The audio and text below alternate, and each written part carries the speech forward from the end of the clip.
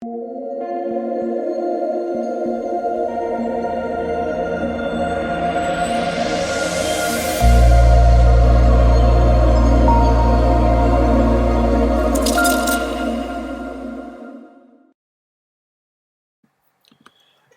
what is going on, guys? It's DK back at you with another video here. It's ranking the 4-game Call of Duty main slate here on Saturday. Before I get into the video, if you guys are new to the channel, my name's DK. I make daily videos breaking down NBA, NFL, and esports daily fantasy sports slates, esports including CSGO, League of Legends, and this one, Call of Duty. So with that all out of the way, let's jump in the video. Before we get into players and their prices, let's take a look back at my lineup here from Friday. So Friday, I actually slipped out of the cash. It's amazing how much things can change with just one extra game played. I was in, I think, 10th place in the $33 tournament, winning $100. Just needed that 3-0 for New York. Unfortunately, Seattle won by a couple points to force it to game 4. And you had Mac Melts and Octane, two guys I liked but didn't make my final lineup. They were very chalky in this, had very, very good days, and actually pushed me out of the money. I was not expecting that. I thought for sure I was going to cash in this tournament, but yeah, that's how it goes sometimes. So let's go over my lineup construction. So basically, as you guys can tell, I went with the kind of a full game stack there. 2 Optic, 2 Minnesota, so Godorex and Salt, paired him with Dashy and Slasher. So Dashy was very, very chalky in this tournament, about 60% owned. He was a huge letdown today. 88 and 99. The first couple maps just did not look good. He did have a good map 4, that hard point. It was kind of salvaged his day, but he had a very, very disappointing day. And the good thing is for tomorrow's slate, his price dropped by about $1,000. So we'll get to that more in a bit. Slasher was solid, and Godorex Assault were pretty good. I mentioned Scump for value play. That game did go only to 4 maps, but he was still decent for his price tag. And then I used Chicago as the team. Just felt like that was a very safe option. Now let's go over the winning lineup in the big tournament today. So this was the winning lineup. They used Assault in the captain spot with Octane, Mac Melts, Slasher, Alex, and London Royal Ravens. So, yeah, I was pretty high on both Assault and Godorex. Obviously, I used both those guys. He used Assault in his captain spot. Assault wasn't that high owned, only 21% owned. Octane, I mean, he's a guy that really does carry the load for Seattle, so I'm not surprised he was in the winning lineup. Mac Melts had a really good day. Once again, the new guy here for New York is really, really playing well. His price is creeping up there, but he's someone you have to consider every single slate. And Slasher was solid, Alex as well, and he had London Royal Ravens. So he used Assault and Alex with Slasher, and then Octane and Mac Melt. So he kind of did use players in 2 games, and then the London Royal Ravens is the team. So yeah, like I said, I mean, it really does depend on how all the other games go. All the games at least went to 4 maps today, so you could have a little mix and match of each. But that's the lineup that took down the big tournament today. Let's talk about players and their prices for this 4-game slate on Saturday. Again, I had to wait a while for these Draftkings prices to be released, but I finally did release them. I did want to get this video up for you guys, so let's talk about it now. First, we'll talk about Chicago, Minnesota. Again, we don't have the Vegas odds out yet, but Chicago is one of the best teams, if not the best team right now in this tournament. So the fact that the salaries look like this really, really does surprise me. I like a lot of Chicago here. Formal at 7.6K. I really like that. Envoy and R Cities look solid as well. Even Scump for value. But, man, I really like these Chicago guys. I just don't think they should be this cheap. I think Chicago, this one will probably stay close, but I think Chicago will probably be favored. Yeah, I like a lot of Chicago here. Formal especially. But RC's Envoy, all priced about the same. Scump even is viable as well. So I'm pretty high in these Chicago guys. Pristini, the new guy, I don't know if I get to him. He was a little bit up and down today. I need to see him play more consistently before I can get to him at that price. On the Minnesota side, so once again, it's Assault and it's Godorex for me. But I have some interest in Alex as well. He's been performing well recently, had a pretty good game today as well. So those top 3 guys would be the ones I would consider. I don't think we have to get to Silly or Sim. And again, the good thing with this Minnesota team is they are pretty top heavy, right? We know where the production is coming from. It's a lot of Assault, a lot of God RX. Even Alex is above a 1.0 KD, who's been playing well recently, right? So I really like those three guys as well. Assault, I would probably rank them for their price tags, God RX, then Assault, then Alex, but I think all three are certainly viable. So that's kind of where I would look to on the Minnesota side. Now let's talk about London. So one guy I want to bring up here is Zero, new addition to the team. And I didn't get to watch this game, but I went back and looked to see how his stats were. He had a really solid day. In this first hard point, he went 32 and 25 in the first map. In the next in domination, he was solid. And then the next hard point, I think he was like even, but they lost. He was like one of the better performers on his team. So he looked pretty good. He's at a 5.6K price tag. I think he's someone that's gonna be virtually unowned because it's almost, it's almost tricky just to get him in because its roster construction is very flexible. You can almost get whoever you want in your lineup. So playing with someone at 5.6K, you're most likely going to have to leave some salary on the table. So that's why I think Zero makes for an interesting contrarian play. Again, he looked good today. That first hard point, he looked really solid. He put up pretty decent numbers, and they don't have his game up here. So I think he's someone that is certainly viable. Actually, wait, they did just add it. So we went 84 and 82. He had 106 fantasy points. I don't know why I'm not. It's late, but yeah, that's pretty solid for 5.6K, right? So I think he's someone that intrigues me. Scraps and Wuskin, these are the two guys that we know carry the load. Scraps had 108 fantasy points, 84 and 76, whereas Wuskin went 79 and 59. Again, he usually has a very, very good KD. Now he's not gonna, go out and get you like 100 kills most likely, but he's normally gonna get you a pretty good KD. Again, if you guys are interested in that Excel spreadsheet I used for my last video, I did tweet it out. So you can go look at my Twitter if you're interested to see like historical stats for some of these guys.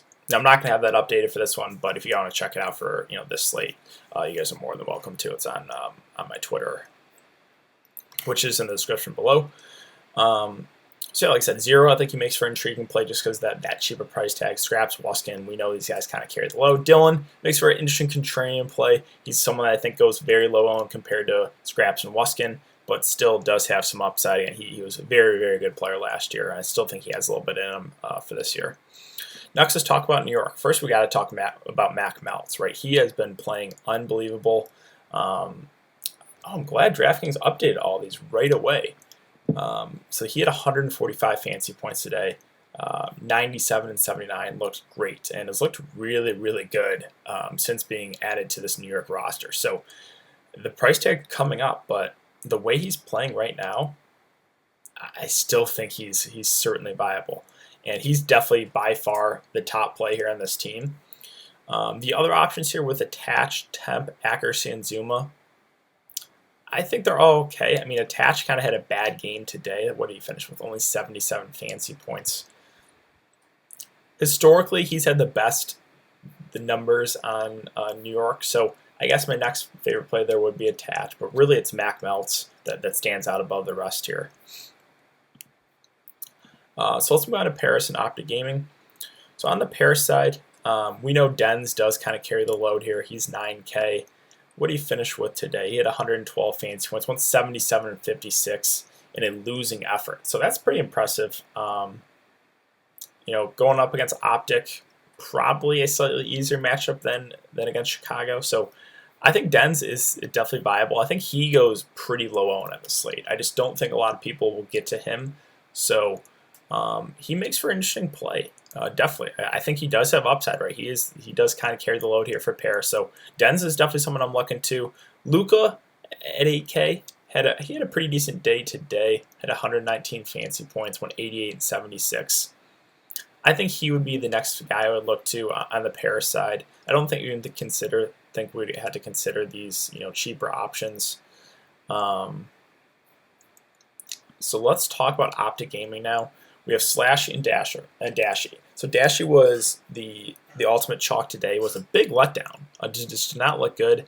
I don't mind going back to the well here. His price went down about $1,000, and we know historically Dashy's been, the top slayer for this team. Him and Slasher are like 1 and 2.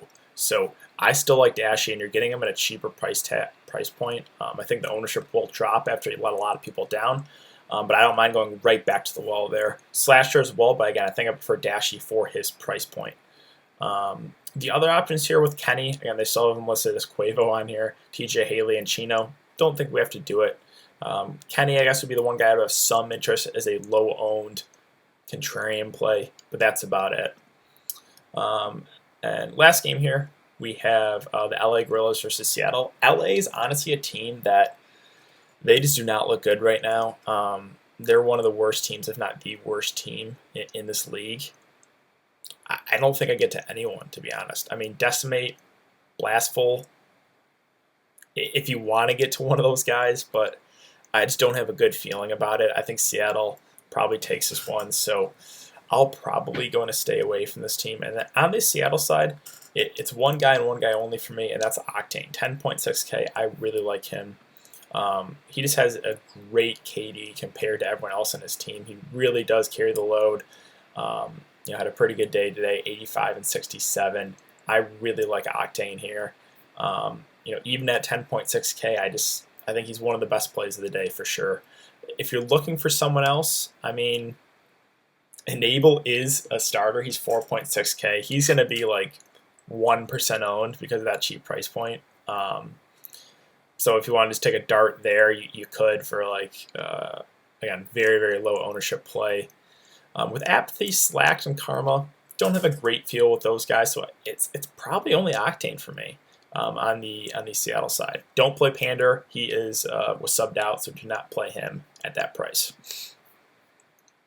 As far as roster construction goes, again, guys, it kind of depends on the slate. We saw all the games go at least 4 maps today, so you could have a mix and match of all these players. Again, it really does depend. But which guys am I looking at? So again, Octane really carries the load for Seattle. Wuskin and Scraps, those two guys do a lot for London. Again, Slashy, Dasher, it's a lot of the guys at the top. And I know I'm saying a lot of guys at the top, but the way pricing works, you don't really have to play a lot of cheap players. Dens or Paris, I think he's going to be pretty low owned. Assault just had a big day. Him and Goddard Rex are the two guys I usually look to on Minnesota side. And then those Chicago guys. Chicago is really, really cheap. Formal really stands out to me. Formal and R-City is probably my 2 favorite plays there in Chicago. I like those guys a lot. I think you can make a little game stack there if you want to. So let's see. I think that kind of wraps it up. As far as teams go, again, I'm probably going to go with the biggest favorite on the day whenever those Vegas lines come out. So it's kind of going to be a wait-and-see approach for me, I guess. I don't know why Chicago they have him that low at only 1.4K. But, yeah, I'll probably roll with whoever the biggest favorite is. Let's just say we throw Chicago in there right now. They're 1.4K. You have 9.7K remaining. Sure, you have to play a captain. Say we throw Octane in the captain spot. 8.1K remaining.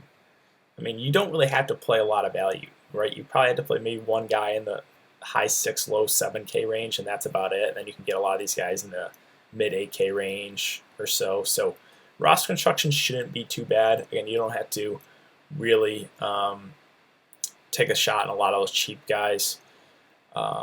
But yeah, again, as far as how you want to attack the slate, it really does depend. People always ask me what's your deal stack for GPPs? I wish I had an answer for you, but it just depends on the slate. Each slate is different. It depends how each game goes, right? So again, if we have 3 games go 3-0 and 1 game go all 5 maps, obviously you're going to want like a game stack of that game because there's no rounds not played bonus. Again, if you guys are new to Call of Duty, there's no maps not played bonus. So if you 3-0 a team, you don't get points for those last 2 games. So you really want 4. That 4th game is the most important hard point, but 5 is always good too, or if it goes all 5 games. So I think that is going to do it for the video, guys. If you have been enjoying the content so far, I'd really appreciate it if you could like this video, subscribe if you haven't already. Again, I stayed up late to get this up for you guys. I'm sorry if I sound a little bit tired, but it is kind of late here. So thanks again for everyone coming to check the video. I really do appreciate it, and I will see you all in the next one.